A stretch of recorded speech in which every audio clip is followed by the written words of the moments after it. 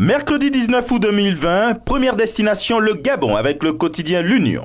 Contrainte de temps, titre le journal. Ouverture d'écoles ou de centres de formation, rentrée dans les autres, renforcement du réseau routier avec la Tance gabonaise. Le tout dans un contexte encore marqué par la crise sanitaire due au Covid-19.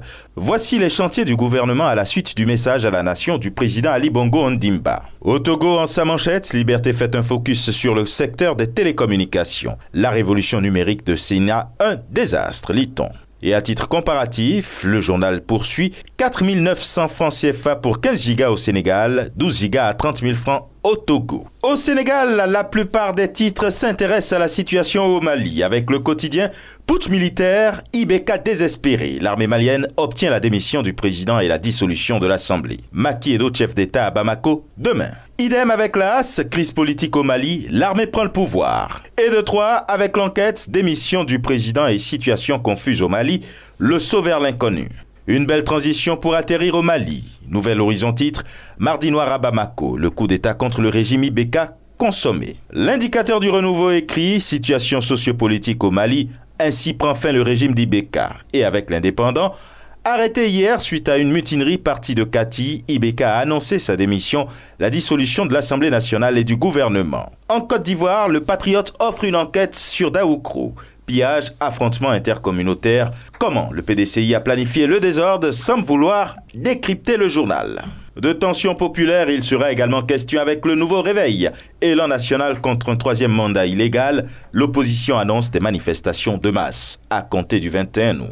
Et pendant ce temps, le jour plus se demande concernant le débat autour de l'éligibilité de Ouattara, ce que cache le silence troublant du ministre Sansan Kambilé. Et Fraternité Matin d'expliquer concernant la même situation sociopolitique en Côte d'Ivoire, pourquoi le président Ouattara joue la carte de la stabilité.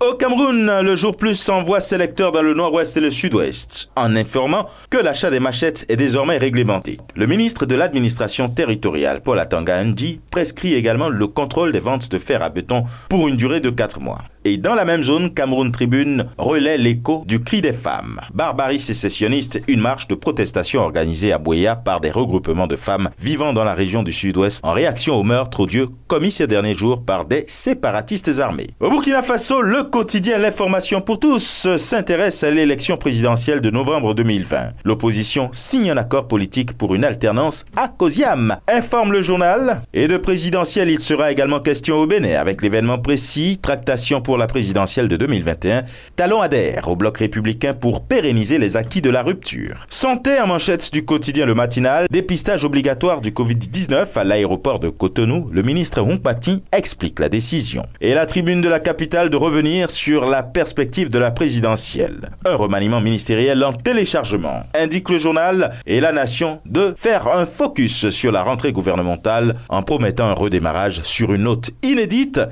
Et ce sera tout pour aujourd'hui, mais encore, prudence, vigilance et surtout, n'oubliez pas les gestes barrières. À demain.